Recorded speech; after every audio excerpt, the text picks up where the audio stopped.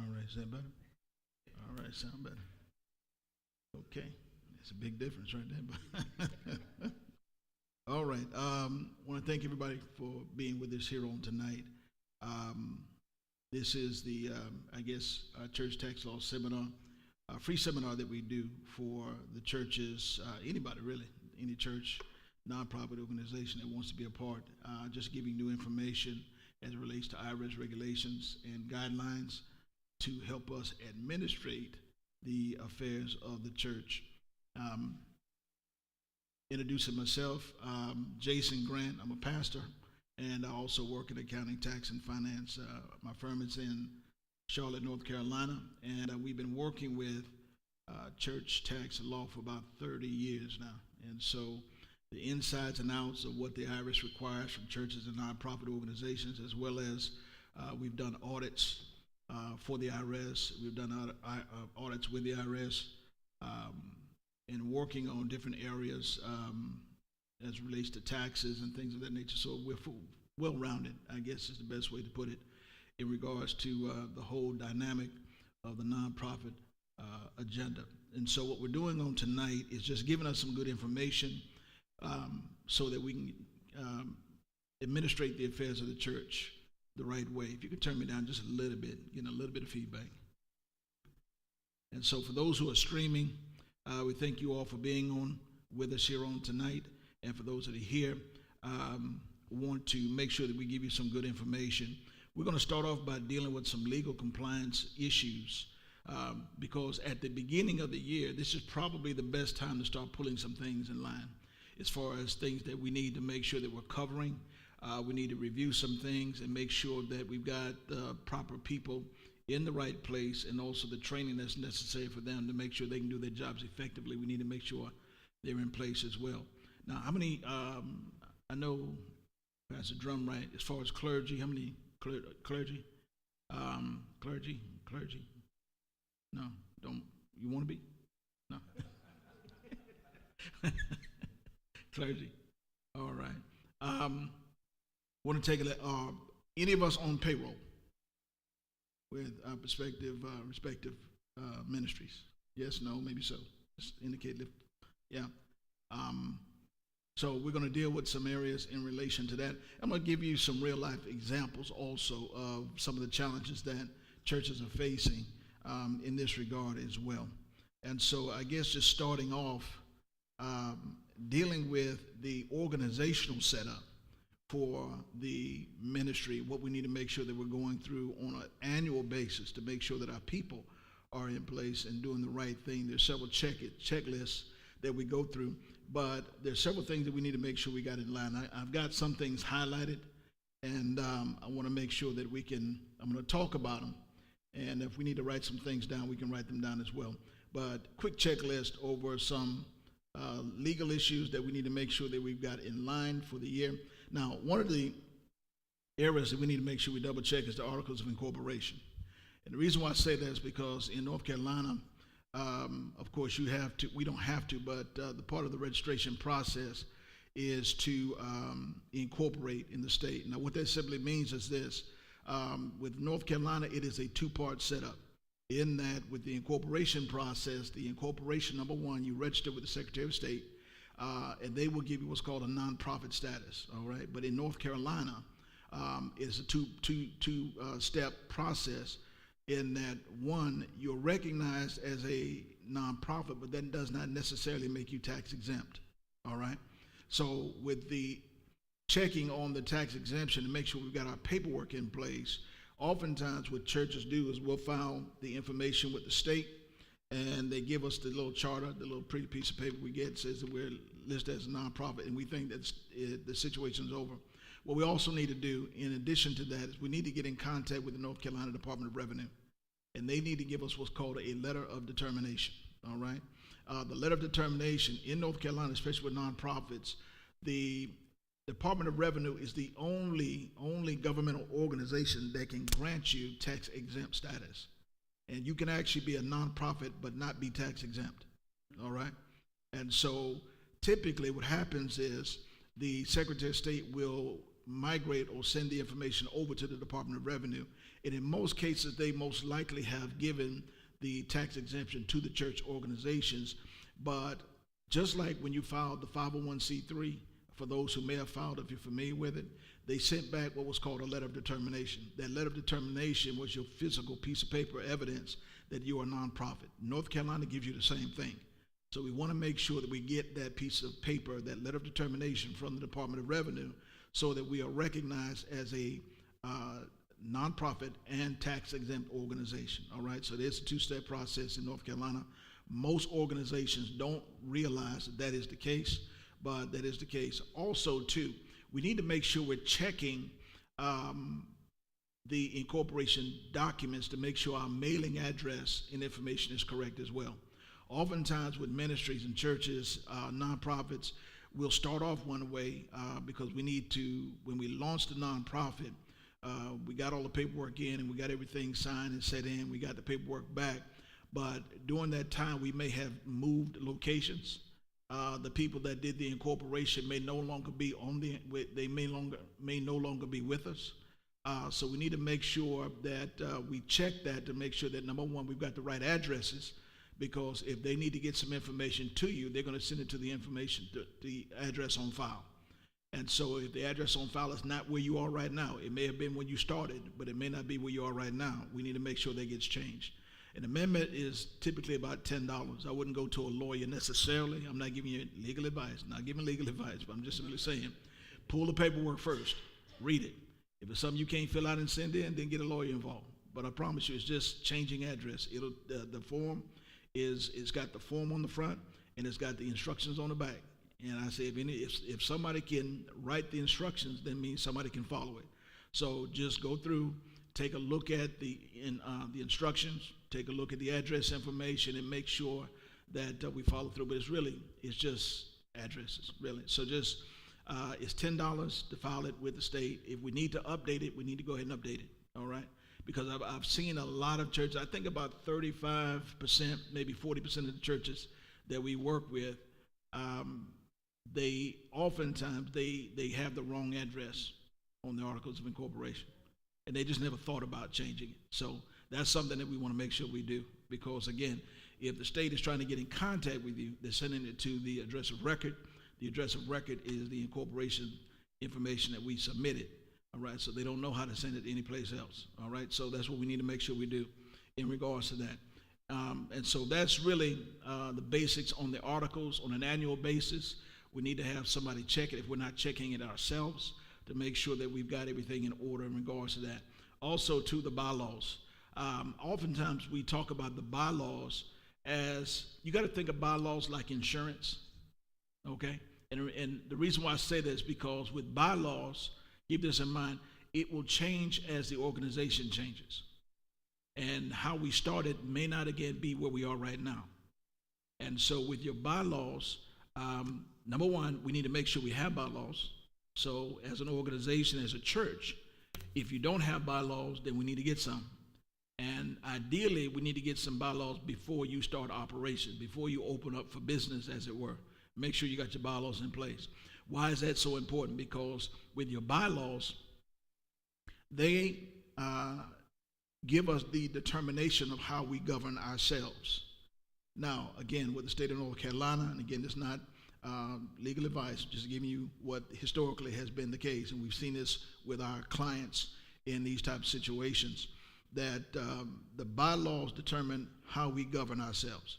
Now, in North Carolina, if you don't determine how you govern yourself, then the state says we will determine it for you. All right?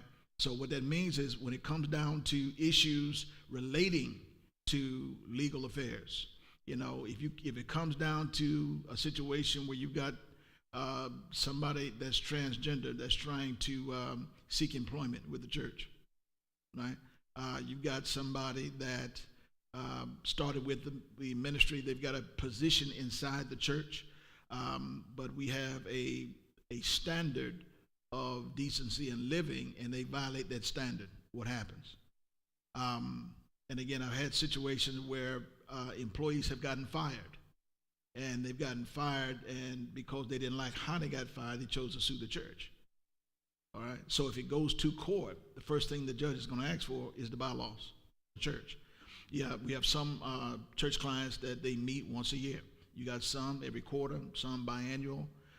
It just depends on what we're doing and how we're moving forward as a ministry. And if we're moving forward as a ministry and we need to meet a lot, then we meet a lot. But we've got to make sure we're recording the meetings. And the way that technology has increased, expanded and gotten better over the years, it's a lot easier now to record and write down, because now you can actually record the meetings and have the computer transcribe the meetings for you. So a lot of this stuff is taking place. It didn't used to be that way, but it is now. So making sure we've got those in place. Now, another area that we've seen has been a big challenge is the conflict of interest policy and the whistleblower policy. Now, these are two areas that can get kind of controversial for the church because the conflict of interest is that, making sure that to some extent there's a hands-off type of dealings when it comes down to transactions. It's good to have, if at all possible, a board in place. Now, oftentimes, our church, and I'm saying the black church in particular, we kind of do things, in my opinion, we kind of do things kind of backwards. We jump down the street, then we try to fix it as we're going down the road. Certain things have to be in place before you get started. They should be in place before you get started. Number one, you shouldn't start solo. You should start with a team of people. You're going to need a team of people. And that team of people are individuals that can provide a benefit for the areas of weakness, which means that you need to have somebody that can count the money. You need somebody that can help you to pull some of the legal and administrative things in place. That administrator needs to be there. So looking at these areas, we need to have somebody that can do these things before we get started. Because when you get down the road, it's going to be hard to uncouple yourself from the workings of what you're doing if you're doing everything yourself down the road, because it's going to get hard to trust people. And I've seen this working with pastors and leaders. It gets hard to trust people because you're doing everything yourself and you've been doing it so long. And then when it comes time that the ministry starts to expand and grow, there comes a challenge because you want to release it, but you're kind of scared to release it because you think if you release it, then you're going to uncover yourself, and that becomes a challenge. So it's better to go ahead and start it off with a team of people that you, if at all possible, that you have in place, and then move from there. But give some assignments and have some people work with you on that. But the conflict of interest is the whole issue of what they call self-dealing. And so it's going to be it's a very fine line in that regard when it comes down to self-dealing, because with smaller ministries, it becomes a challenge, because if you've got to make decisions yourself until you get people in place, then what are you going to do, right?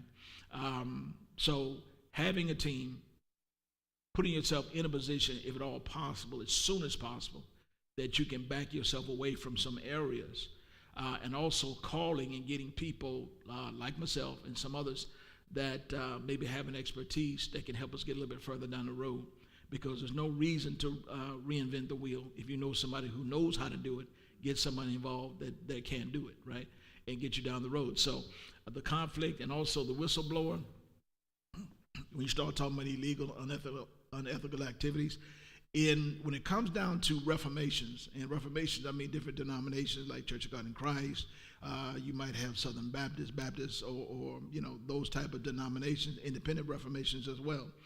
Whistleblower, when you start looking at your bylaws and the clergy and the leaders, I'll just give you our setup as an example. What happens when a leader gets out of control? What happens when a leader is doing some things that are not only unethical but illegal? Then what? What is the remedy for the church in regards to that? Because the challenge becomes this: if I'm part of the board, I have what's called a fiduciary responsibility. There is a legal obligation to look out for the assets and perform what is called due care for the ministry. And if you know that something illegal is going on, if you know that something is unethical going on, and you do or say nothing, right, then there is a legal recourse potentially that falls on you.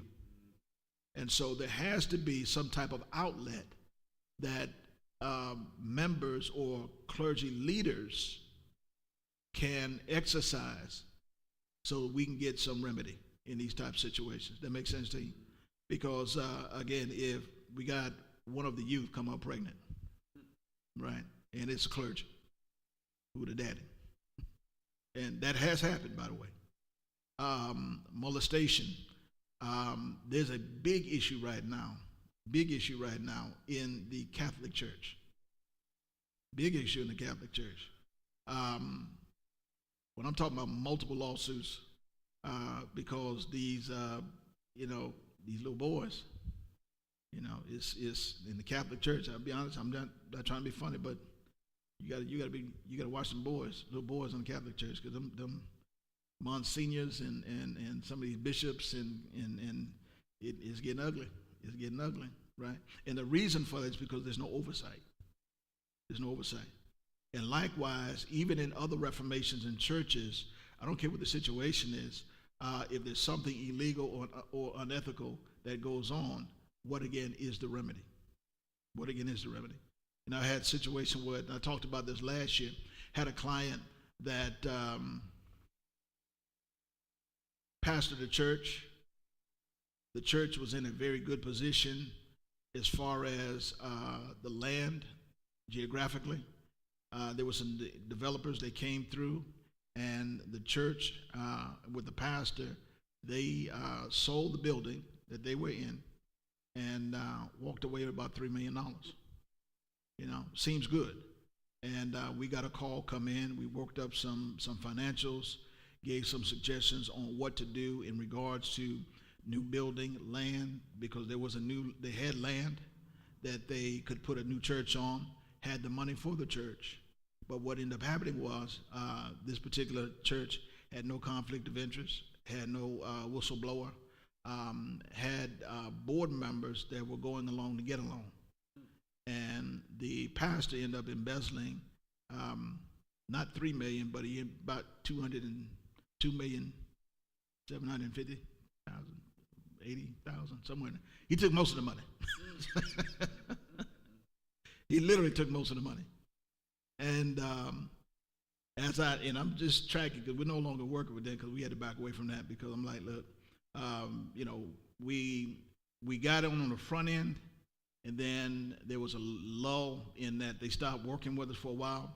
Then I got a phone call from the pastor, and then he was saying that some things need to happen. We took a look at the stuff, and come to find out that most of that $3 million he blew. I mean, not blew, but he blew through it. House, couple of cars, boat, brand new wardrobe, blinging out, gold, diamonds, and stuff like that. So now, I'm sitting there watching him preach, and I'm like, because the image now is that he's there, but you're not. You kind of stole all the money, right? And so these are the type of situations that we have to be aware of, right? You got to be aware of these type of situations. And so the whistleblower and the conflict of interest, these are very important, especially in this day and time, because you never know what the situation is. There should always be a remedy. And again, using the bylaws that we have for our church, if I were to go crazy for some reason, then those individuals that are in leadership do have a remedy, right? And reformation-wise, especially with Church of God in Christ, there is, called the superintendent, called the bishop, but there is a step-by-step process that we go through, that if something goes wrong, then there's some type of remedy. But a lot of independent reformations don't have that. And because of the lack of association, it puts them at a disadvantage. This is one of the reasons, believe it or not, why it's good to be a part of a reformation instead of being solo. Because what they don't realize is that the weight of the legal issues fall solely on the church.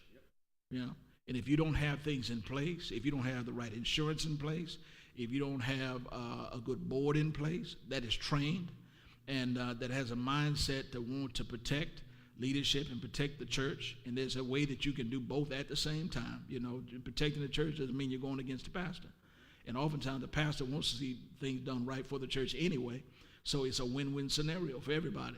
But you've got some ministries that is when I say that if the covers were to be pulled back, people would be, just like the roaches, they would be scrambling, you know. And it's unfortunate, but that's the way that it is. And that's something that we've got to keep in mind. So those things as far as the bylaws, and again, this is at the beginning of the year, these are things we need to go back through and check, because there may be some things in the bylaws that applied 15 years ago, but they don't apply now, right? The landscape has changed. Do we have anything dealing with sexual misconduct and child molestation in the bylaws? Do we have anything that gives us a standard on what we believe as a church, so that if a homosexual couple comes in and wants to get married, and we have nothing that says, gives indication about what we stand for, then what is our legal position? And again, I'm not trying to give you legal advice on this, but these are things that we've seen historically, that if we don't have these things addressed, may cause some issues moving forward. And a lot of churches, believe it or not, sort of gloss over this, and they just keep it moving down the road, when this should have been handled at the beginning. These are the things that you put in place at the foundation of the ministry, so that when you start growing big, you don't have to come back and revisit. And it's almost like setting a foundation, but setting it wrong.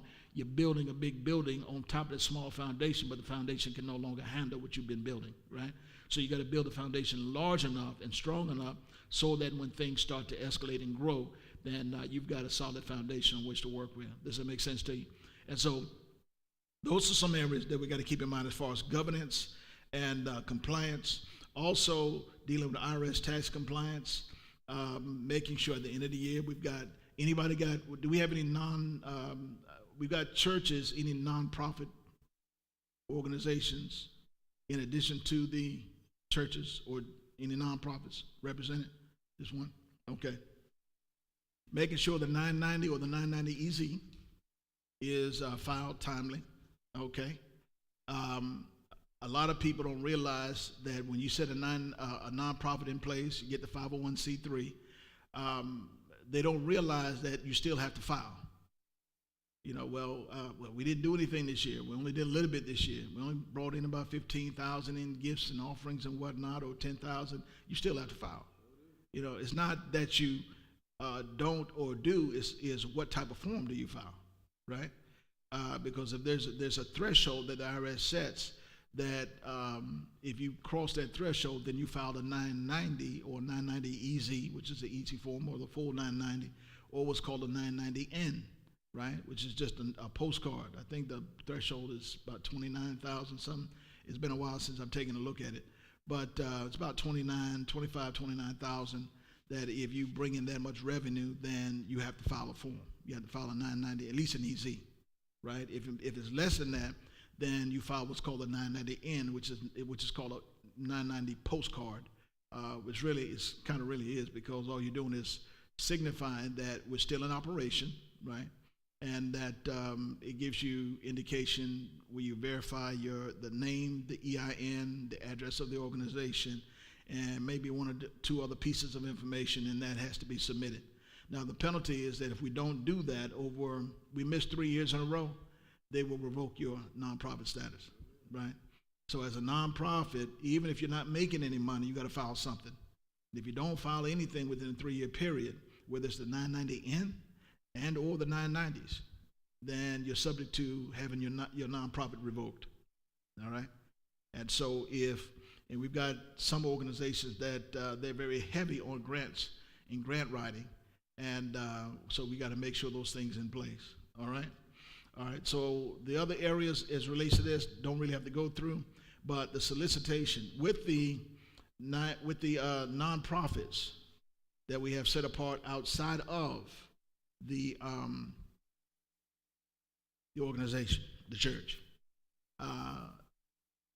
Another area, North Carolina requires that we have a solicitation license. If we're soliciting funds, if we're going after grant monies, things of that nature, you have to have a license to do so. All right? So making sure, and if you know anybody that has a nonprofit and they're trying to get grants from different organizations, it would be good to ask them, do you have a solicitation license? And if they tell you, well, no, we don't need one, they either don't know or they don't want to know. Because you have to have a solicitation license in North Carolina, all right? So that's another area.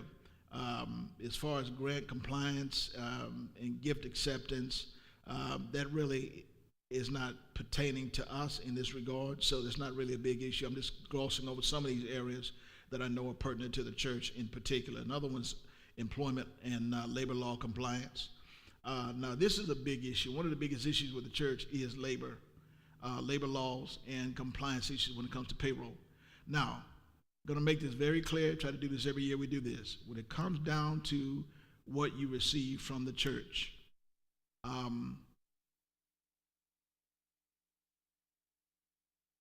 gifts versus salary are very distinctive to the IRS.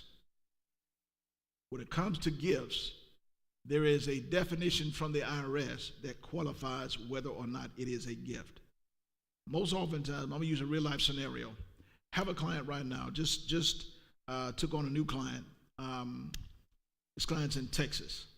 And this particular client, and they meant well, has some college students that they're trying to help get through college. So what they did was they decided as a church to give these college students a stipend. Now, when we took over and we started putting things in place, did the accounting work and we noticed it, we brought it up, we sat and talked with the board, said, okay, now you're paying these two people, these college students, a stipend. All right, and so we were asking, okay, number one, where's the W-9 form? Because the W-9 form is a payroll form that the church has to have on file for your non-employees, people we give wages to, all right? No W-9. Well, both of them made over $600, and so we said, well, we're going to have to issue them a 1099. Well, wait a minute. We don't really want to issue them a 1099. We're just trying to give them a stipend. Okay, well, had to really work with this, ask the question, okay, do you understand what a stipend is? Because in this particular case, the stipend and the way that it's set up is just not freely giving money, right? Because with the IRS, the way that they look at it and the way that they determine stipends, gifts of love, tokens of love, expression of love, all of these gifts is all defined a certain way. And so when you start looking at it, if it is a gift, then 9 times out of 10, it is a one-off event. You don't give gifts every Friday at 5 o'clock. Does that make sense to you? You don't give gifts every month, the same time and the same amount for 12 consecutive months. That's not a gift, right? That's what's called earned income. And that's what the IRS calls it, earned income. Typically, if it's a gift, it's a one-off event. And so, and it may be a couple of times. I mean, you may, like for instance, you may give somebody a birthday present, right? Yeah, a college student, you may bless them again with a graduation gift, something along those lines. So you give them, a little something here, a little something there. The dollar amounts don't match because we may give them $100 here, may give them $200 here, right? But if there is, and what the IRS looks at is number one, they look at the consistency, right? So if we're doing something on a consistent basis, even if it's a small amount, if it is a consistent basis, the second thing they're going to ask is, okay, now what are they doing at the church? Because if it's a gift, then the person is not working. But if they're working and you're giving them something, then it's not a gift, right? And so there are variables that are put in place that determine the taxability of that wage that was paid, right? And so in this particular case, the two college students were not receiving gifts. They weren't receiving a stipend. You can term it determine it is a stipend, but it's still taxable income. It is earned income, right? Because they're working in the church, they're receiving money. If they're receiving money, the IRS says, then we don't really care what you put on it. You call it whatever you want to put on it, because they determine it as being taxable income, right? And so that is the standard that the IRS uses. So we're going to go back, and now we've got to give these individuals 1099s. And so they asked me, so, okay, now, well, what can we do better next time? Because we didn't plan on putting them in a position where they had this type of tax liability. Because once you give them this money, then there's some taxes that potentially become due. Now, it's up to the individual to know how to avert that, because if I'm getting paid now, if the stipend is taxable income, then I legally can write some things off. Because if I'm working at the church and they give me a stipend, then as a contractor, then the mileage from my house to the church back to my house is now a write-off, right? If I got to pay for books, materials, tapes, Bibles, whatever, that now becomes a write-off. So there's some things that we can do to offset, but a lot of times people don't know that, and so they end up having to foot the bill, and they'll spend too much money or give away too much in taxes when you really don't have to. So that education piece needs to come in place now. Another issue we had to deal with was the pastor himself, because the pastor now has been pastoring the ministry for a couple of years. And what was happening with the pastor was they decided, well, listen, Pastor, what we're going to do is this. We're going to give you a set amount of money, right? But to help you out, what we're going to do is we're going to pay your bills. And so they're paying the mortgage. They're paying utility bills. So the water bill, light bill, cell phone bill, they're paying for the pastor. And all of this is coming through the church. So the church took it upon themselves to pay these bills for the pastor, right? Now, again, you think that we're doing right, but we're not, because we had to let them know, listen, you could not have put him in a worse taxable position than doing that for him. Because paying the bills for him, number one, the IRS determines that is number one, it's called an excess benefit transaction, right? Which means that they say it's a no-go, you're not supposed to do it. So you violated IRS regulations by doing it, start with.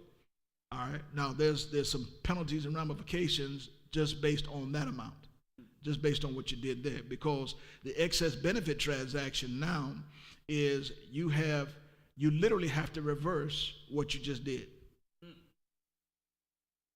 Now, if you don't reverse what you just did, then you're looking at penalties that ensue for the transaction even occurring. Now, I'm going to tell you where it starts getting dicey when you get into an audit situation. The penalties and the interest that may accrue on that not only falls on the pastor, it falls on the board. Because they now can come at each one of the board members because you allowed it, right? And so that's how now it starts to blossom and gets out of control. So in this particular case, and this is how crazy it gets, because they think they're doing good, well, we're just going to give them a little money. And they're thinking that, I think it was like $1,000 a month that they're giving to the pastor, but you're paying his bills as well.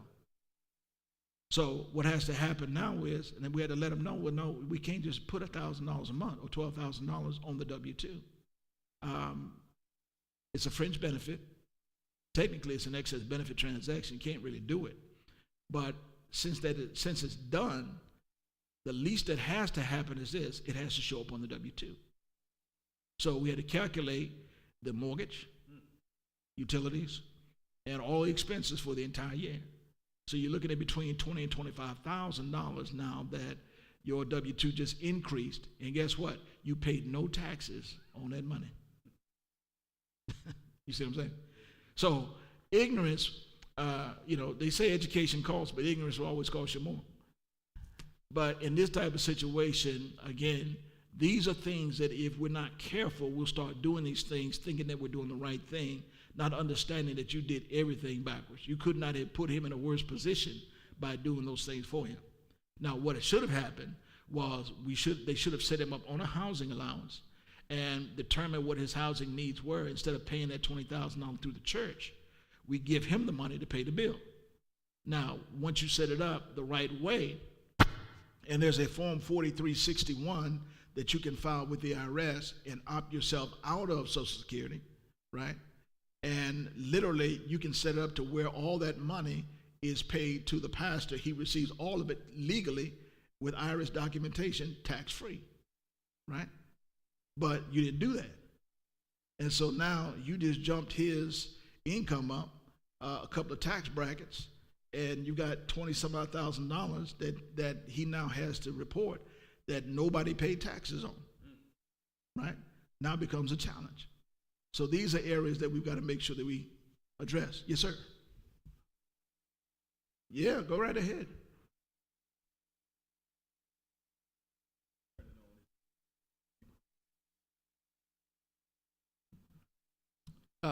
In your example about the church kind of helping the college students, are churches or nonprofits as well, could you set up, like if you wanted, a church wanted to encourage like high schoolers in their, seniors in their church to like look at college and attend college, could you set up a scholarship fund that then you could give out scholarships to, Yeah. college students? No doubt, no doubt. Okay. Now, what has to happen in this regard is the IRS says that we've got to have a policy in place, because the policy now keeps everything above board for number one, and it keeps everything equal across the board, so that we're not playing favorites one versus the other. There has to be when it comes down to the grants, that everybody, that if they meet it, then they get it. If they don't meet it, then they don't get it. But we can't pick and choose who we're giving it to. All right, so there has to be something like that in place. Secondly, if it's going to be a grant, ideally, especially with nonprofits, you want to pay the grant or the scholarship to an organization versus the individual. So if I'm going to college or trade school or whatever the case may be, the church writes the check to the organization, not to the individual, right?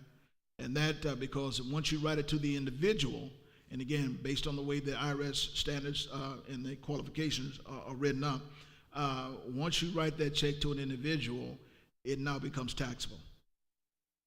You have to write it to the organization. If you write it to the individual, it's all, I don't care how you slice it, I don't care what you call it, it's taxable income, right? And so we make sure we write it from the organization to the organization and not to the individual. Because again, keep in mind, all the money that's coming into the church, everything that comes in the church is tax-free for the church. We don't pay taxes on the money, no income tax at all, right? You got to pay payroll tax, but no income tax. But the IRS says as soon as that money goes back out the door, somebody's going to have to pay tax on this money, right? So if you write it to the organization, we're good. If you write it to the individual, then the individual has to pay taxes on it. Go ahead. No, you're fine. You're fine. Would that be similar to like let's say benevolence from the church, like helping people come to the church, ask help with utilities or Right. rent help? Would that be the same? Like if you, I know it's never a good idea to just give money to individuals, Right. but would the implication be there if you were to give money to an individual, even though it's benevolence from the church, to help with, let's say, avoid eviction or utilities? Yeah. That would then be considered taxable income. But in looking at it in lines of an audit, the answer I would yield toward yes, because historically we've seen the IRS lean towards that. And the reason for that is this. It's not that we're not trying to help them out. Oftentimes we don't require or we don't get the right documentation. So if we're writing the check to the individual, which is oftentimes a bad idea, because most oftentimes people, they'll take the money and they're gone, right? You got to help and we're out. If we pay the organization on their behalf, that's benevolence. If we pay the money to the individual, that's taxable income. All right? And so that's the way the IRS looks at it, and that's the way we've seen it hold up in audit situations. And so that's what we need to make sure is the case. As it relates to, you go back to the scholarship fund. Yeah. Okay.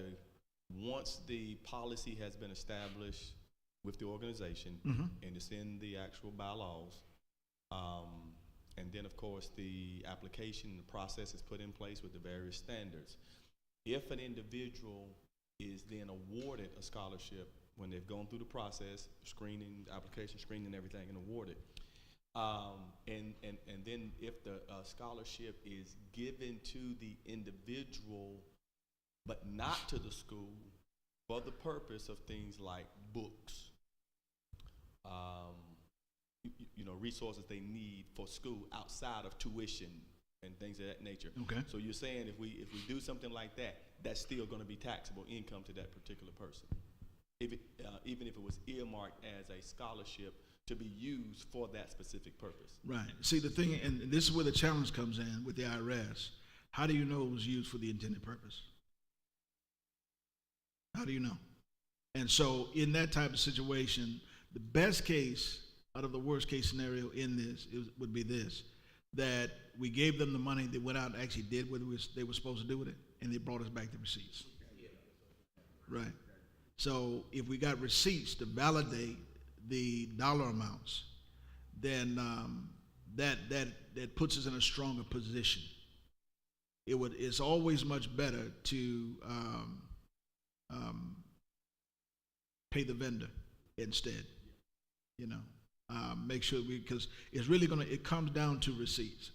What type of receipts? Because every transaction has to be validated. It has to be proven. And in an audit, you're considered guilty and you have to prove yourself innocent. It's not the other way around. Because when they come to you, they think you did something, right? And we're just trying to figure out what it is and what extent it was done. And so we've got to provide documentation, and oftentimes when that documentation is not given because we gave it in love, we did it in love. It was, we had our best heart intention on that, but the process was totally wrong. And we gave it out, didn't have not one receipt, and all we know is money's gone. We paid brother so and so, and that $250, we got it on the books. We gave him the money. That's all we got though. And the IRS said if that's all you got, then that's taxable income, right? So those are the challenges. So worst case scenario, that we require they give the books, maybe even like a reimbursement. You pay for it, then bring me the receipts. I'll give you the money back. Right? That way we got some receipts. But you got to make sure you have the receipts. The only way that you can really ensure those receipts are given is paying directly to the vendor. And again, if we trust them enough to where they'll bring back the receipts, but even with that, the process, our procedure should be, if we're not paying directly to the vendor, then we'll do a reimbursement. And we get the receipts, we give you the money, and then we call it good. Because in the event of an audit, we have to know that we can validate the reason why we spent the money. And without receipts, you can't do that. All right, that makes sense to everybody? All right, cool. Now, going back to this again, we had that situation. So you're looking at $20,000 that has to go on the W-2. Another challenge that we find with churches is that we pay out money, but we don't give out tax forms. Got churches right now that, elder, we just elected not to do it this year. Or you're paying somebody and you don't want to lose them. And this oftentimes, I find this big with musicians. We're paying the musician, but we don't want to scare the musician or run the musician off, so we're not going to give him a tax form. All right? You put yourself in a bad position when it comes to doing stuff like that, because the tax implications to the organization can be astronomical. W-2s. And let's just use this passage we're talking about in Texas, real case. I just got finished talking with him this morning, as a matter of fact, but we're working with his organization, his church, to get some things in line.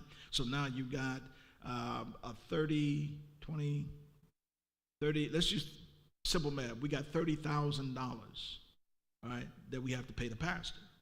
Now, the $30,000 to the pastor, there's no W-2. Okay, well, the IRS says now, if you don't give him a tax form, then you're going to get penalized. And this is where the fiduciary responsibility, this is where the board comes in. This is where we start having our challenges, because $30,000 has to be accounted for, all right? No accountability, no tax form, nothing's been submitted, but he received the money. Church gets audited. We find out that, okay, now he should have received that $30,000. Then, okay, the penalty for that, believe it or not, is 10% of the total gross amount. It's supposed to be reported on that W-2. So now, $30,000, that means $3,000 is a penalty that's due. But guess who gets the penalty? The church gets penalized, $3,000. But guess what happens? everybody that is on the board, everybody that has signature authority with the church, now gets hit with a $3,000 fine. In addition. And that's per violation. So it's not just one. So now you got 5, then you get 3,000 times 5. And that's not only to the church, but it's per board member, because you were complicit in what just happened. You allowed it, right? And so those are the small things that oftentimes, if we understood the thin ice that we were skating on in some areas, we'd stop doing some of the things we're doing. 1099s. Churches approach this as if it's optional. It's not optional. If you have somebody that makes $600 or more that is not an employee of the organization, the IRS says by law you have to report that income. If not, then guess what? Another 10% penalty. And it's per violation, and it goes on, and it keeps going on into infinity. How many other people you paid? That's how it starts to mushroom and escalate and gets just as big as it needs to get. But we fall into dire straits. We'll have some issues, some major issues, if we don't get these compliance issues. And see, the thing is that the challenge is that we can get away with it this year. We can get away with it for next year. All it takes is one instance that brings the IRS in. Just one. You got an irate church member. Decide they want to start trouble, right? You got a minister that didn't get his license, or you took the license, so for whatever reason, they just want to start trouble, right? Very litigious society that we're in nowadays. And so what ends up happening is there's a 1-800 whistleblower hotline number that they can call. Now, they call the number. The IRS, by law now, is obligated to investigate. All it takes is one phone call. All it takes is one. Member left the church. You didn't christen the baby. We didn't baptize the baby, right? Well, the whole family going to be in town. Pastor Stone, can you baptize? Well, no, I can't do it. For whatever reason, I can't do it.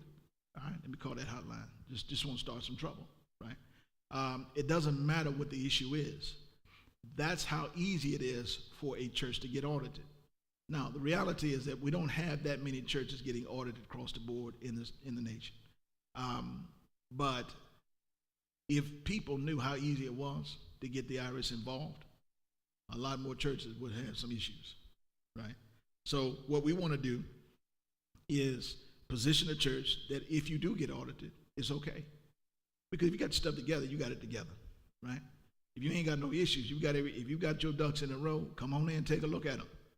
I'll line them up, you knock them down. When you finish, let me know. And that's how it should be. But if it's not, then we're going to face some issues, because now you're looking at fines, penalties, and depending on the severity, it could be even jail time. So, we're trying to move like the Apostle Paul, then that's a whole other issue. But most of us ain't trying to have no jail ministry, we want to come and go. We ain't trying to be like the apostle, right? So that's what it is. So those are the areas that we're in. So now setting it up, also too, for ministers in particular, I need you to, and I'm dealing with, let me do go, if you can scroll back down again for me, please, down to 4. Go down to 4, go back up, I should say, I'm sorry. All right, dealing with one more area when it comes down to income, because we're dealing with W-2s and we're dealing with income on today. This is the challenge for our setup as far as pay. Now, as far as Pastor, I know Dr. Stone, I know your situation a little bit. We've talked and we've done some things in the past. But Pastor Drumright, have we launched yet?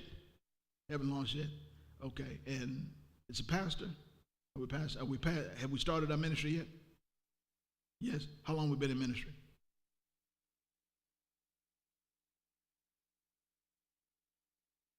$18.70. Well, that too.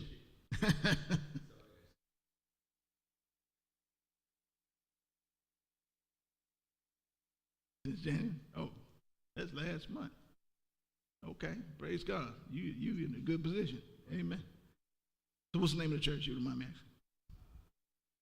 Bethany. Bethany Community Church. Okay, praise God. All right.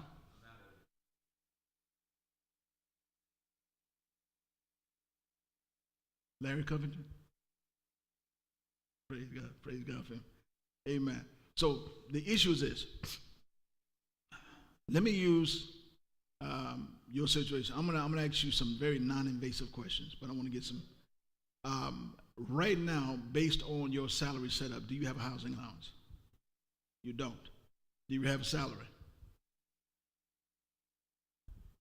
Do you receive anything from the church? You do. Okay. And receiving what you receive from the church,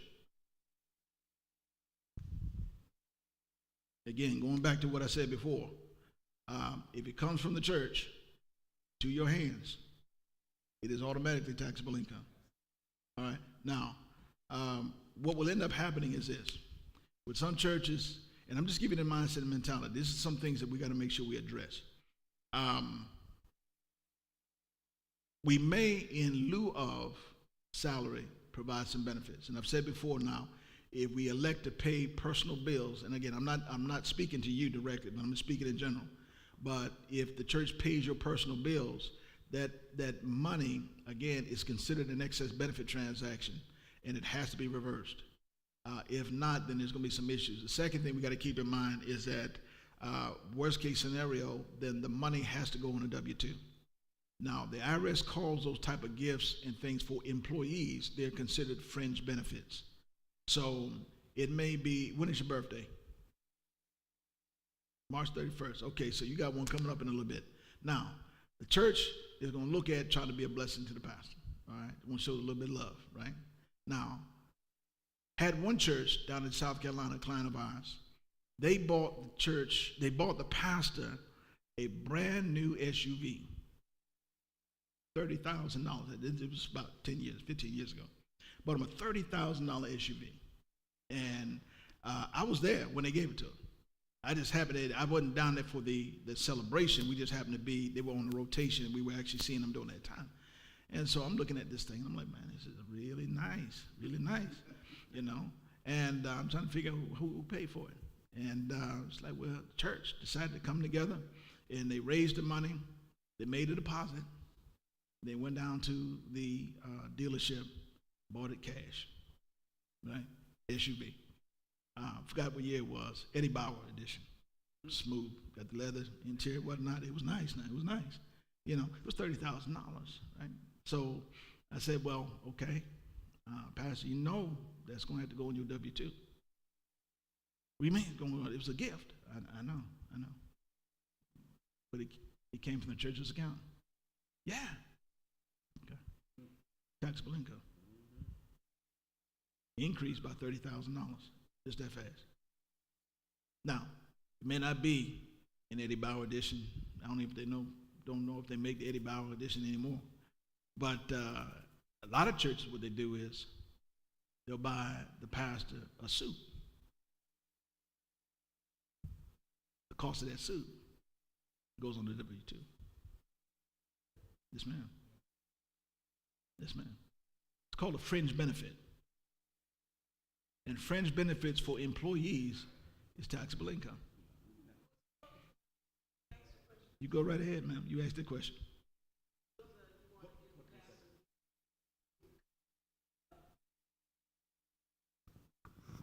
Church account that it was voluntarily gathered gifts that you, I, and everybody else gave Okay. out of their pocket.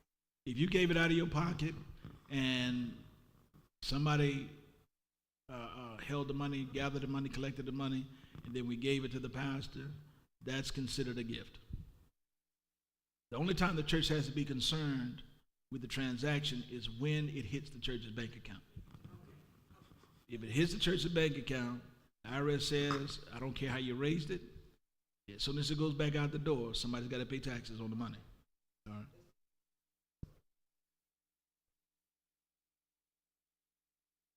Mm-hmm.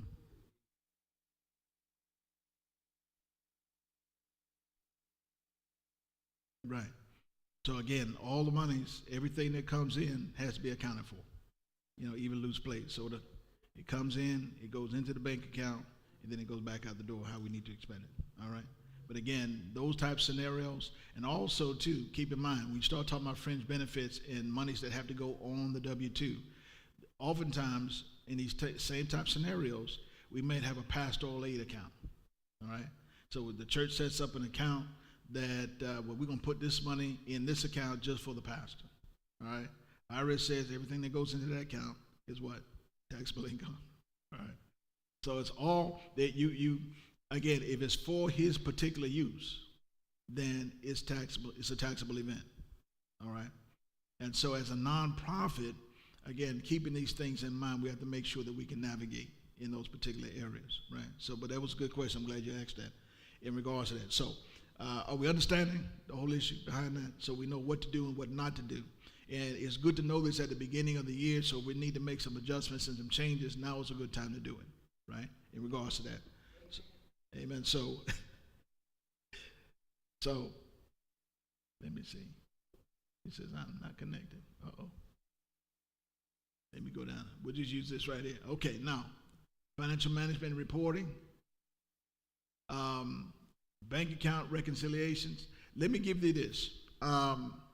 Because we're in a day and time now where, unlike when I started in ministry some 30 plus years ago, you had just one or two ways to give. Either a check, or it was cash, right? And that was pretty much it. That's all she wrote. And when you took up the offering, it was on a Sunday or in midweek. And so it was a matter now of just counting up the cash, counting up the checks, calculating the contributions, making the deposits, and then we keep it moving. We're in a day and time now where everything has changed. And whereas we've gone from contributions on maybe twice a week, and maybe if we had a revival service or something like that, to whereas now people are giving almost on a daily basis. So you got to, and we've gone away from just, doing a offering. Well, let me say it like this: the weekly offering is not truly that; it's a weekly offering, because we have to track everything that's coming through the whole week, as opposed to just 2 days out of the week, right? And so, and the reason for that is we got different ways to give now. Electronically has opened up the door for a whole lot of things, whereas we used to be just cash and checks, and now you got Cash App, PayPal, Venmo, and all these different ways to give. Now, I've said this before, I'm going to keep saying it, that my preferred way as far as the bank accounts, we're going to talk about that in reconciliation in just a second, is the preferred manner in giving will always be, in my estimation, the best way to do it is Zelle. Zelle. Z-E-L-L-E.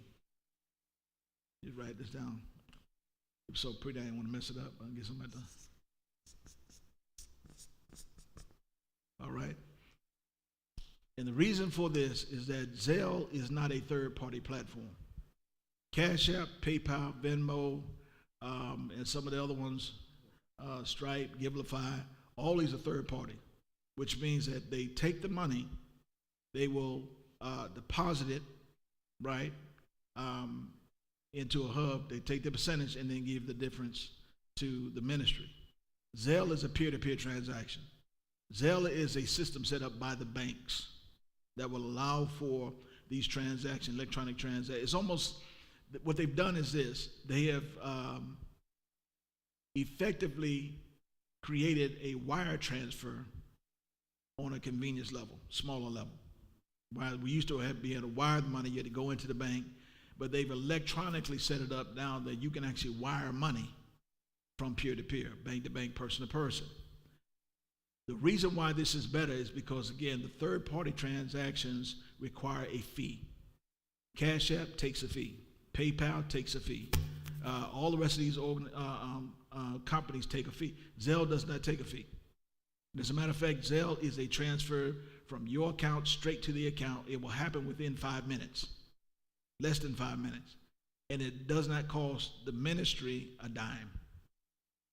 right? Now, the big challenge is for churches is that we want to be accommodating in our minds to everybody. But again, that is probably, well, not probably, that is the wrong thing to do in so many different ways. So many different ways. Think about again, and the example I always give is that when you start looking at look at your United Ways. Look at your very large organizations that have been receiving gifts for many, many years. Those that, the Red Cross, those that are trusted that we know. St. Jude's, right? St. Jude doesn't have 15, 20 ways to give. St. Jude's has one way to give, right? And see, what we're trying to do, and what I'm trying to get churches to realize, is that you have to create that funnel, right? You've got to create that funnel, that pass-through, because you've got all of these. You got Zelle, you got Cash App, you've got, PayPal, Giveify, Venmo. You got all of these different platforms that you're using. All of these, number one, all of these take a fee. So you're losing money by using all of those. All right? And secondly, these are what I call them anyway, quasi-banks. Because if you have an institution that you can put money into, they hold the money, and you can use it to pay out to somebody or something. That's a bank. That's a bank. As a matter of fact, you can actually get a loan from PayPal. You can get a loan from Cash App. The banks. So guess what has to happen with banks? You got to reconcile, right? Somebody's got to pay, but you got to reconcile those transactions. So you just literally open up another bank account. And what happens is, we use them for the transfer of money, but we're not tracking the expenses and the income. Because this is a bank account, it has to be reconciled with the rest of the bank accounts. So Cash App, just like Bank of America, the accounts have to be reconciled. Now, the trap that we get into is this. The trap that we get into is that when we are looking to go outside of the church for some type of transaction, okay, we're in a building program. We done raised enough money, we've been in this school long enough, and now we want to build or we want to buy. Well, if your bank statements, if your profit and loss, statement of income and expense, statement of activity, your balance sheet, all the same thing, but if they don't have these accounts on there, then your accounts are not in order. Your accounts are not in order. Because you may have a whole lot more expenses than what's being recorded on your profit and loss and your balance statement. If that's the case and the bank gives you the loan, then you're borderline committing fraud because you didn't give them all the information, right? You willfully withheld information that was directly in line with them making a decision whether or not to give you the money. You can't do that. And so the accounts have to be reconciled. And this is the biggest challenge that we're facing right now with churches. They want, and we're trying to tell them, just don't, if you could just hold on to this. Matter of fact, I just had a client yesterday. We were working with, matter of fact, 2 days ago, I was working with a church client, and I kept telling the pastor, please don't. I said, if you're going to do it, set this up on. But we got people that want to get in, the pastor wants to be accommodating to the entire ministry. Okay, so what they've done, and I've had one or two churches, we had to fire one church last year. Seriously, I will fire. God has called us to peace. I mean, I don't know what I'm talking about. But in this particular sense, they had all of these accounts set up. And they were taking money. And see, and every month, it was something new. Now, this was an extreme worst scenario. And I've said this time and time again. If I had a chance to sit down with the pastor and really explain the situation, I would tell him fire the entire finance team. For all of them. Because one, they're not looking out for the church in the best interest. Secondly, they don't know what they're doing. Now, very strong recommendation for pastors, leaders, whatnot. If people don't know what they're doing, don't use them. Amen? It's not showing love to put somebody in place and they're not qualified for the job. Especially when you're dealing with money. It's all like building a house. You don't put somebody unqualified on a house and say, build a house, but they don't know what they're doing. You're about to create a mess. And financially, it's the exact same way. If people don't know what they're doing, you're about to create a mess, right? In this particular case, the church literally set up had all of these ways of giving. They wanted to take money any kind of way somebody would give it. And we're trying to let them know that that's an account, that's an account, that's an account. So, and I'm trying to let them know that when you navigate, if you get with an accountant, bookkeeper, whatever the case may be, part of the billing is based on the number of accounts you have to service. And I'm trying to tell them that you've gone from one account to 1, 2, 3, 4, 5, 6. Now you've got 7 accounts that have to be managed, right?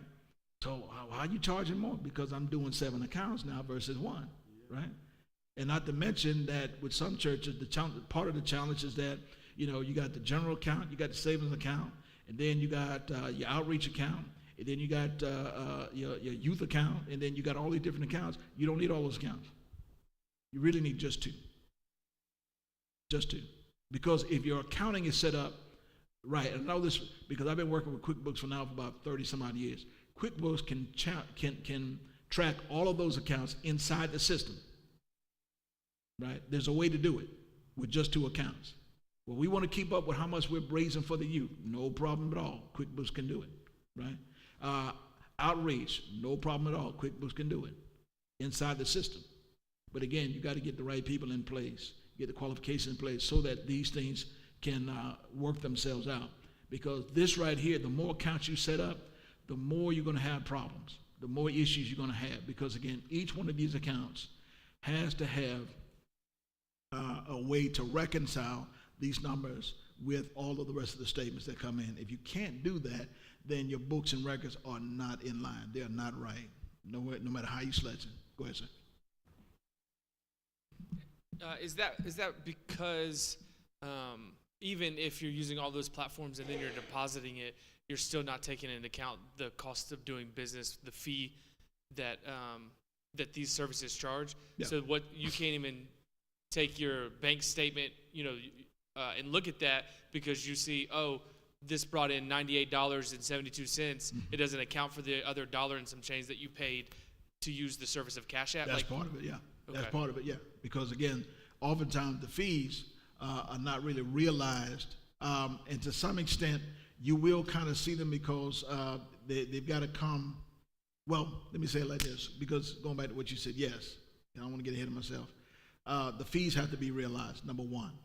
But secondly, because the money oftentimes, and this is what we've seen, you may have raised, say we got a campaign going on, and some people are giving, all right?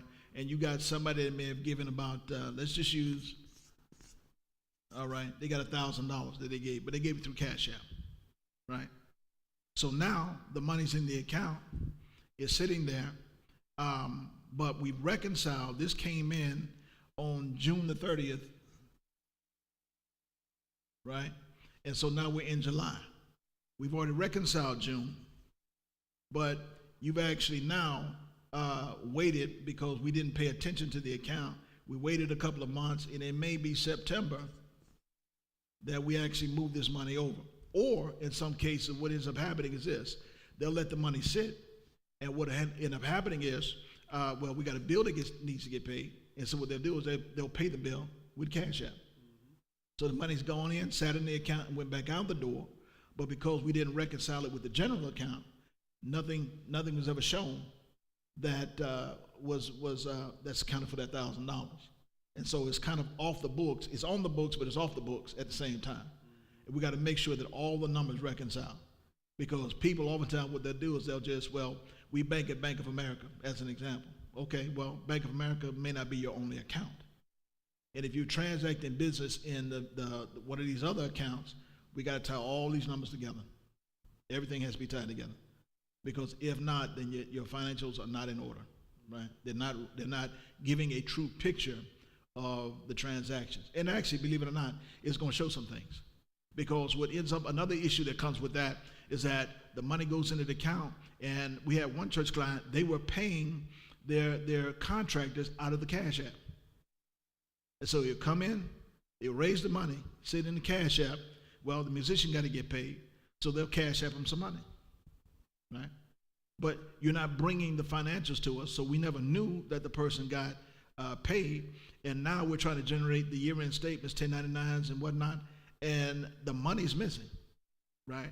They should have got a 1099, but we didn't know to give them a 1099 because you never submitted the documents, right? And so these are some of the challenges if you don't get it under control.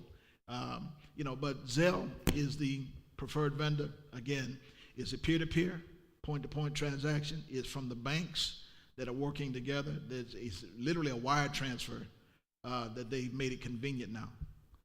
Go ahead, sir.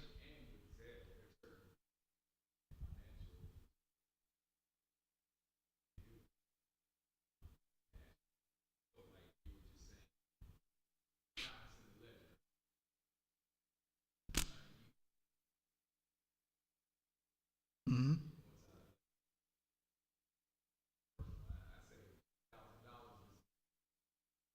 Yeah. Yeah. Yeah.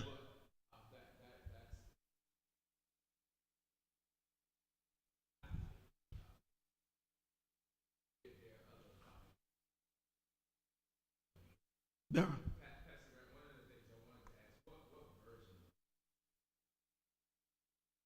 I don't have a version. We do online. Yeah. Yeah. Yes. There's a monthly fee for it, depending on what kind of bells and whistles you get with it. Now, mine is the accountant's version, so mine is a little bit different, but I think you can get a basic version between $39 and $69 a month, whatnot. That's what we recommend now. We used to recommend that, just get into the different versions on PCs, whatnot. But again, the way technology has changed, it allows us to work with our clients a little bit more intimately and more real time, because like I said, this client that we have, we just signed on in Texas. We're in their books and records real time. So we're seeing what they're seeing at that point in time. So it makes it a lot more convenient for us, when we're giving advice and consultation in areas. Yeah. So that's how I'd recommend that. And like I said, it's just the functionality and the workability with that, and the fact that it keeps your information real time, more so than rest. I like QuickBooks Online better than most. Now, there's some other platforms, and people will recommend some other different softwares and whatnot. That's fine and good. But I've worked with QuickBooks about 30 years now. The online version is the best version. I know they still got the PC version, but the online version, I love it. I love it. And part of the reason for that is that they have, I used to think that AI technology was going to be a problem. But I'll be honest with you, the way they've integrated AI technology with QuickBooks, I love it. I love it, man.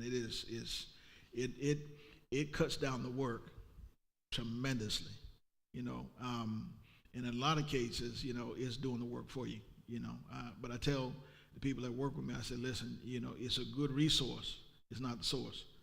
So it would only do, it's mechanical. Anything mechanical will break, and anything mechanical will do something wrong, and it'll do it wrong consistently. And so you still have to know what you're doing inside the software. If not, then, yeah, they recorded all these transactions, but everything that they recorded was wrong. So you got to make sure that it's set up right, run right. If you got the right people in place, it can make life really easy. It really does. And so that's something to keep in mind in regards to that. Okay, so now, any other questions before we move forward? All right. Go ahead, sir. Now, Zelle is not accepted in all banks. Like some credit unions don't have it. Okay. Yeah, that is the case. That is the case. And there may be a need for a third-party application. My recommendation is, though, using something that will, one of these third-party applications that are specifically designed for churches and nonprofits.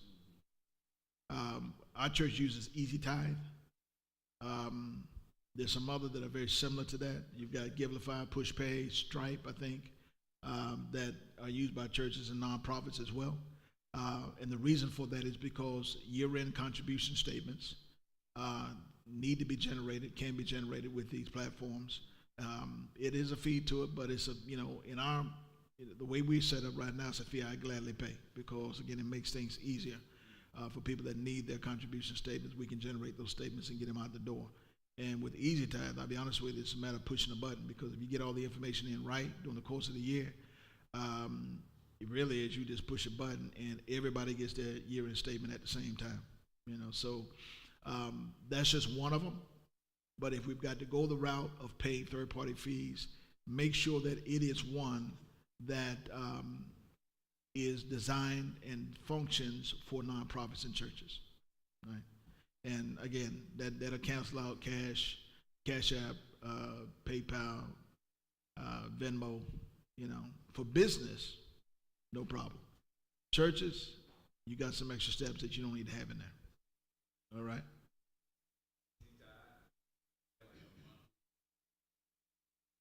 There, with most of these platforms, you either have a monthly fee. I've seen some that have monthly fee plus percentage, or just a percentage.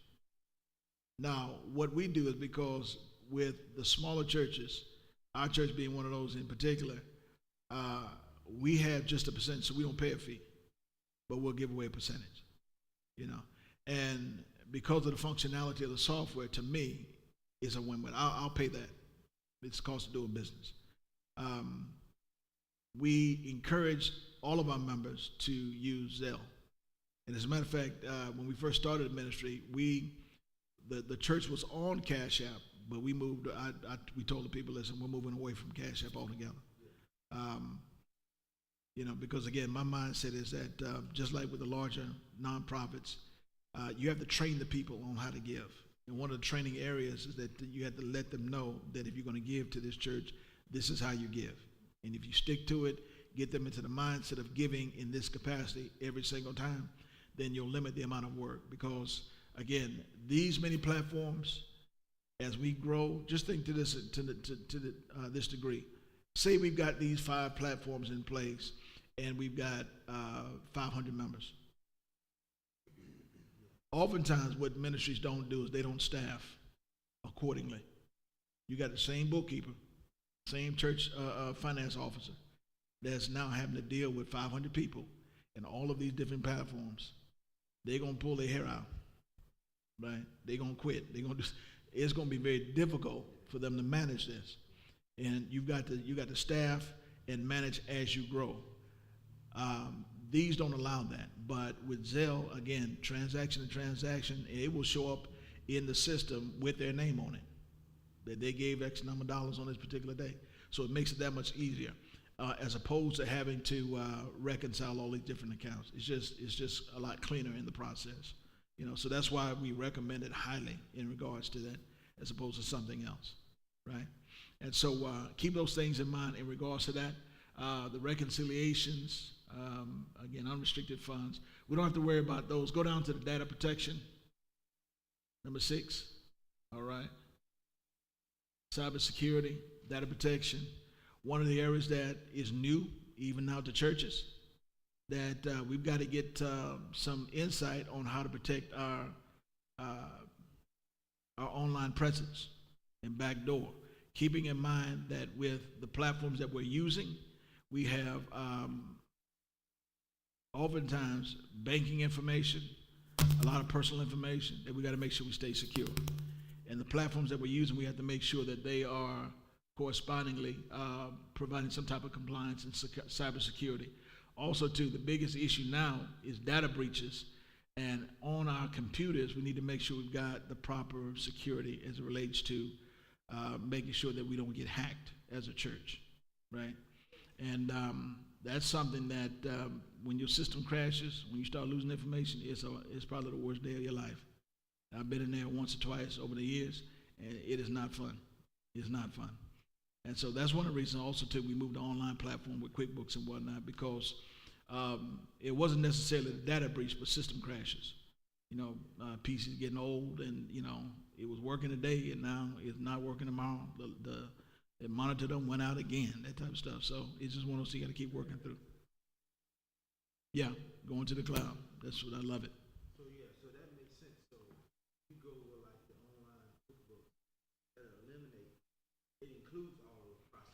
Right. Right. Right. Right. The cloud provides all of that, but we're still dealing with some, and we still got some church that they they ain't gotten away from checks yet. They still writing checks. Ain't nothing wrong with it, but it's just checks. It used to be like checks now like 8-tracks. I don't know if you remember 8-track tapes. Yeah. But the 8-track, you tell them yourself, you write checks. But it's still good. I'll be honest with you. Out of all the different ways, I still like the check process, believe it or not, because it's a very clean way of tracking income and expense. Very clean. And especially when you're dealing with this. The electronics, sometimes it'll get crazy on you quick. But we still have some churches that are still doing the checks. And if I did my recommendation, I would tell everybody to do checks. Realistically. Yeah. Because them debit cards and credit, all that. Also, let me throw one thing in before we move forward. As far as expense accounts, do we have an expense account with the church? Do we do expense accounts? How do we handle people going out and purchasing things, items for the church? How's that handled?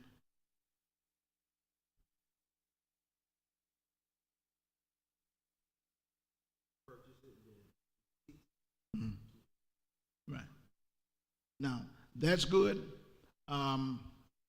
Keep it in mind, though, that one thing that the church can do and that they're open to is that the state of North Carolina allows for sales tax refunds for churches, which means if we go out and buy goods and products, there's certain things that are excluded, but if we go out and buy goods and products, the state of North Carolina will reimburse you. Now, it's very big. We've seen the refunds come in the thousands when we start getting into building programs. A lot of churches, when they start building buildings, they overlook that part totally because the cost of goods and materials for the building of the church, the state of North Carolina said we will refund that money. If you're paying sales tax on it, I don't know what this is, but if you're paying sales tax on it, the state of North Carolina will refund that money. But if you don't report it, then they'll never give you the money back. And that's just money left on the table. Also, too, though, but during the course of transaction businesses, we do different outreach and functions during the course of the year.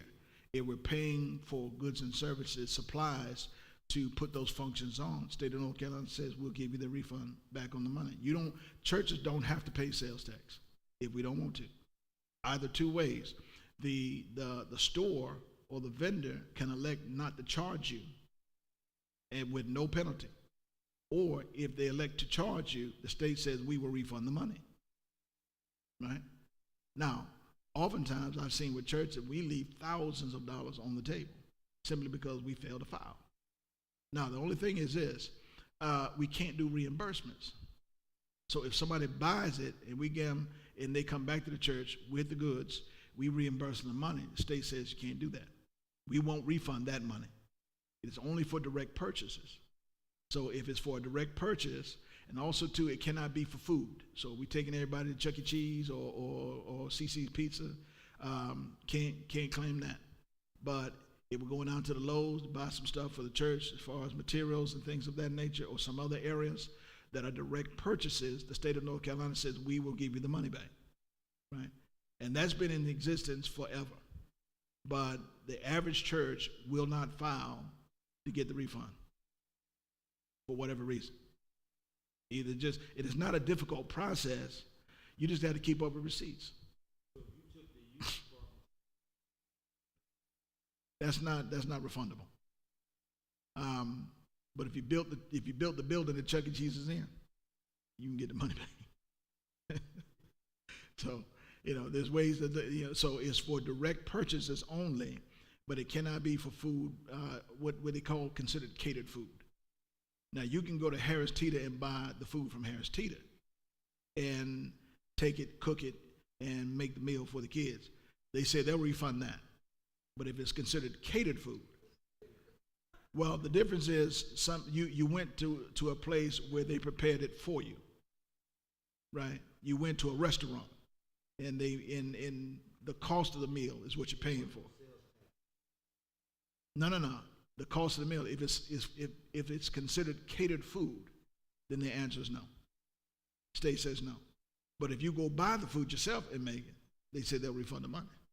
Yeah. So there's not many stipulations, not many regulations behind that, but that's just one of the sticking points that they have with that. So, but that's something that again we leave thousands of dollars on the table, and for these ministries that are involved in a lot of outreach that buy a lot of supplies, and I know some outreach, evangelistic outreaches, I mean they're buying everything from tents to mobile churches, all the stuff that we buy inside the church. Think about churches that upfit their entire building. You bought a brand new system. You got the brand new TVs that are up, right? If this was a cost, then there should be a refund on the sales tax. If we didn't get the refund, then we're doing something wrong, right? We're leaving money on the table because that money could be used someplace else. Because if we want to do a scholarship program, we could probably fund it by, just the sales tax we get back. And I've seen the average church, when we were tracking it with some of our clients and they were building church buildings, man, you're talking about $500,000. You're talking about what? I've seen a $10,000, $15,000 refund check coming back to the church. You just bought the chairs. You just upfitted. You got a brand new electronic system for the church. So these are things that we got to keep in mind when we're doing that. So the electronic, the EF, the refund back for sales tax, that's something that we got to keep in mind. All right. Any other questions? All right. We're going to sort of round this in. It's 8:39 now by my clock, and I'm going to keep you about another 10, maybe 15 minutes. Let's scroll down. All right. Lobbying and political restrictions. Very big. Now, just came off an election, and I don't want to know who you voted for. Very contentious nowadays, even in the church. Seen church folk fall out, seen church folk leave church because of who they voted for, who they didn't vote for, what they like, what they don't like. Doesn't matter. In this regard, what we have to do is this. We have to be very careful about crossing the lobbying line. Now, what do I mean by that? Using the influence of the church to sway the voting of the congregation. You may be a Democrat, you may be Republican, you may be independent. That's okay. The IRS says, though, you have to toe the line when it comes down to it. Because we are not a lobbying organization, because we're not a political organization, we are charitable, educational in nature, and the 501c3 says we have to stay that way. Now, what does that mean for the church? You mean I can't talk about my political candidate? Yes, you can. You just can't do it during church service. You can wait till after the benediction. If anybody wants to stay and hear me talk, we can do that. But across the pulpit, you run into some challenges if you start lobbying for a political candidate. Now, in the past, the challenge is this. Can the candidates come to the church? Yes, they can. But what the IRS says is this.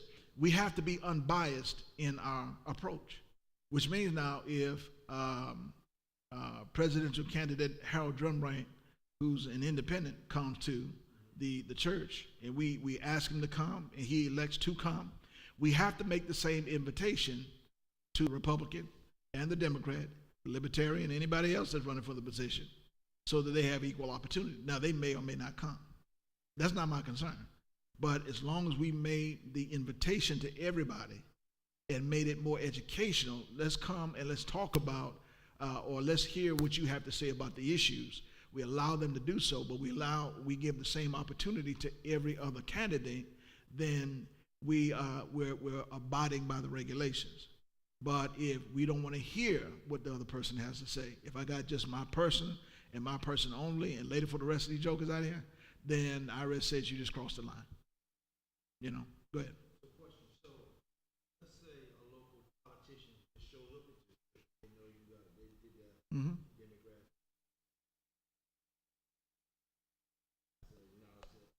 Yes, sir. So if you didn't invite them, you don't have to invite anybody else because they came on their field. If they came for the service, then that's their choice to make. And you got some that are running for office that are members of your church, right? As long as we have to be careful about, and we need to draw the line in giving them the mic and allowing them space to campaign during church service. You know, again, during the service, then that's you know, I would probably talk to the person and say, listen, if you want to talk to the people, and you know, you got somebody that's a faithful member of the church, they've been with you for a long time, but they're running for office, right? Just wait till after church. Wait till after church. Talk to the people on the way to the car. You know, you in the bathroom. You know, so, you know, we're talking right before we go in, or something like that. You know, but nothing official from the church, in that we put them up and let them speak to the congregation. Because once you do that, you have to make it available to everybody else, right? And that's where a lot of people have gotten in trouble with it. Bishop Wooden got tagged for that some years back, in that our bishop. No, it was before that, but he was making statements from the pulpit about a candidate, and the IRS came to the church. You know, so that does happen. It does. Mm-hmm. Mm-hmm. Mm-hmm. Mm-hmm.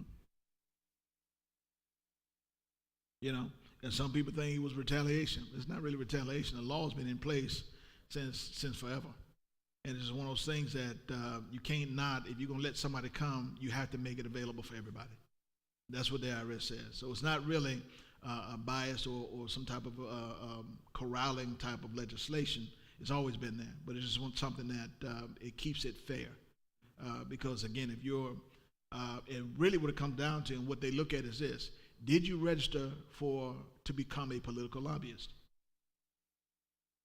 Because if you didn't, then why are you doing it? And that's the challenge. And so that's where we are in regards to that. So you have to make it open. We can make it an educational event. And by making it educational, we make it open to everybody. Come, we'll talk about what the position is. We'll talk about why it's necessary in our city, who are the people that are involved in the process, and we're going to actually let them come and talk to you about what they do. And those that are running for it, let them do the same thing.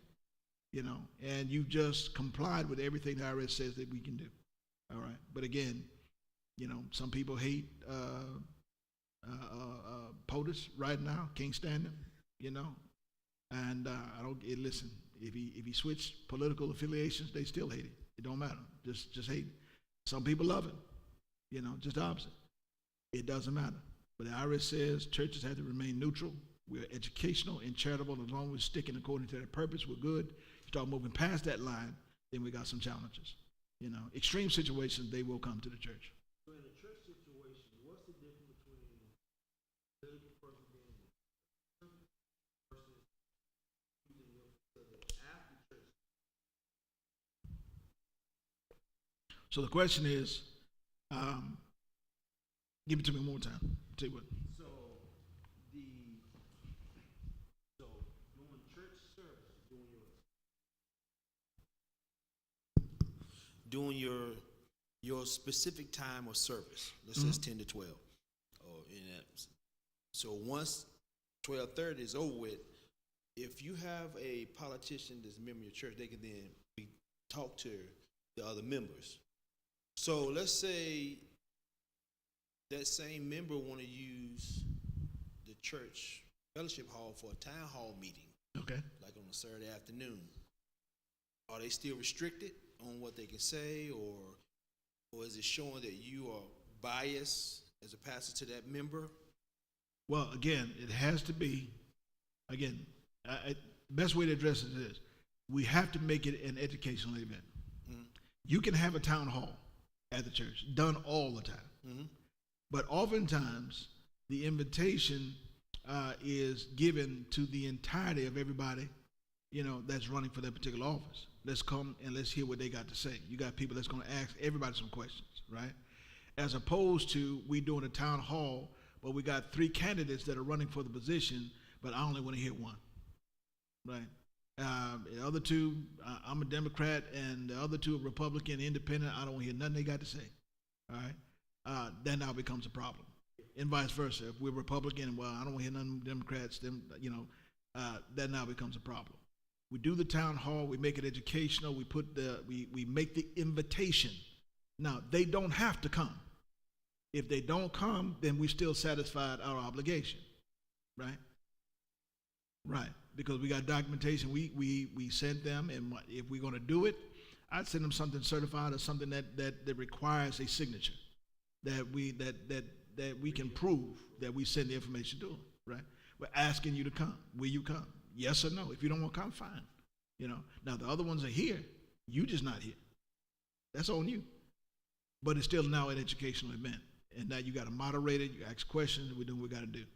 But if, again, we start dealing with political lobbying, all this stuff like that, then you run the risk of losing your nonprofit status as a church. Now, if we lose it, then tithes and offerings are no longer taxable, tax-free. Contributions now, we may end up having to file a tax return for the church. Contribution credit for the gifts may no longer be an option for the members. So that puts us in a bad situation. All right. Very challenging time that we're in, and I've heard a lot of people talk about across the pulpit, and I don't know if you're keeping up with social media and what's going on. We got some what I call brand names that are very, very vocal about their support and or opposition for the current administration. I'm looking at it from the standpoint that I don't care what your affiliation is, what your belief is. When you use the church, you're putting the church in a very you're treading on some very dangerous waters. Because churches have, and I've seen the examples played out in several churches in California. I think it was Midwest. I forgot what the state was. And like I said, even here in North Carolina, a couple of years back, there were some issues, even with our Reformation, based on some things that were said. And I'm not saying anything that was not talked about openly, so I'm not exposing anything. This was all talked about publicly. So, those are some challenges that we've got to be careful about moving forward. So talk about it, yes. If you got literature, make sure literature is for everybody that's running for that position. It's educational, not in a lobbying type of fashion. How do I know it's lobbying? Well, you got one and you ain't got nobody else. You got your candidate and nobody else can say anything or provide any type of information. You're lobbying now and you're crossing some lines. All right, make sense? All right, good deal. Listen, I think that's going to be a good place to shut it down for the evening. And now tomorrow we're going to get a little bit in depth on some areas because we need to deal with, and we're going to deal a little bit more with the issue of compensation and making sure that we can set some things up properly. I am going to talk about a couple of areas dealing with church growth, some of the new things on the horizon, some things that have been going on in the area of church growth that might be beneficial to your ministry. In addition to that, we're going to talk about one area that oftentimes is overlooked is that when we set the compensation and we do benefits, we don't deal with the retirement picture and what we can and cannot do even with that. And so there's going to be some other things that we talk about, and there probably going to be several more things. I'm not thinking about it right now, but hopefully we'll have some well-rounded information. And if you have any questions about anything in particular, let's make sure we deal with those. Maybe Friday night, typically not going to have as many people as Saturday, but definitely want to make sure that we get you all out of here with some good information on how to move forward in 2025. All right? Any questions before we close out?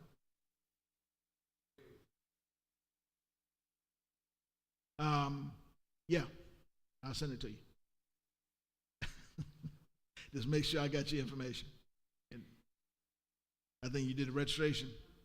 If you registered, then we got the information. And typically what we do is we'll send the information out. So anything we use, anything you see, even the PowerPoints that we're going to use on tomorrow, I'll make sure everybody has that information. So if you miss anything on tonight, you'll be able to fill in the blanks with the information we give. All right? Any other questions, comments? All right. All right, thank you. Listen, we'll be bright and early. I think it's 10 o'clock tomorrow. 9. Whatever it says, that's what we're going to do. 9 to 1? Okay. All right. So listen, we'd love to see y'all here. Again, there'll be some information we're going to cover tomorrow that we didn't cover tonight. So we'd love to see you back. If no other questions, we're finished. Thank you all. Appreciate you.